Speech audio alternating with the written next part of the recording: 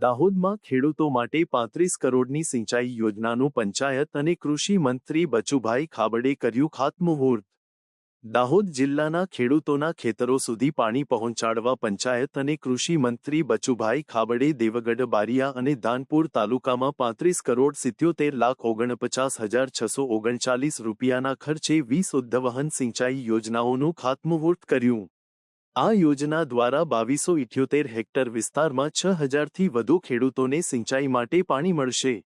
દાનપુરના કણઝર, આકાશવાણી, બોરવા, સજોઈ, નળુ, સિંગાવાલી અને પીપેરો ગામો સહિત 16થી વધુ ગામોમાં આ યોજનાનો લાભ મળશે।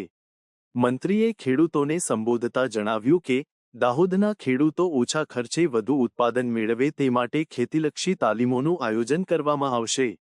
કૃષિ વિભાગના અધિકારીઓ, ગ્રામ સેવકો અને કૃષિ વિજ્ઞાન કેન્દ્રના કર્મચારીઓ દ્વારા ગામે ગામ મીટિંગ યોજી ખેડૂતોને અદ્યતન ખેતીની માહિતી આપવામાં આવશે। શાકભાજીના બિયારણ, ખેતીના સાધનો અને બાગાયતી તેમજ પ્રાકૃતિક ખેતીને પ્રોત્સાહન આપવામાં આવશે, જેથી ખેડૂતો આર્થિક રીતે સશક્ત બને। કણઝર ગામમાં નદી પર 2 ચેકડેમ બનાવી કડાણા ઉદ્વહન યોજના દ્વારા પાણી ખેડૂતોના ખેતરો સુધી પહોંચાડવામાં આવશે, જેથી આખું વર્ષ પાણીની સુવિધા ઉપલબ્ધ રહે। આ ઉપરાંત મંત્રીએ શિક્ષણના મહત્વ પર ભાર મૂકતા જણાવ્યું કે આંગણવાડીથી લઈને MBBS અને IIT સુધીનું શિક્ષણ ગુજરાત અને ભારત સરકાર દ્વારા સુલભ બનાવવામાં આવી રહ્યું છે।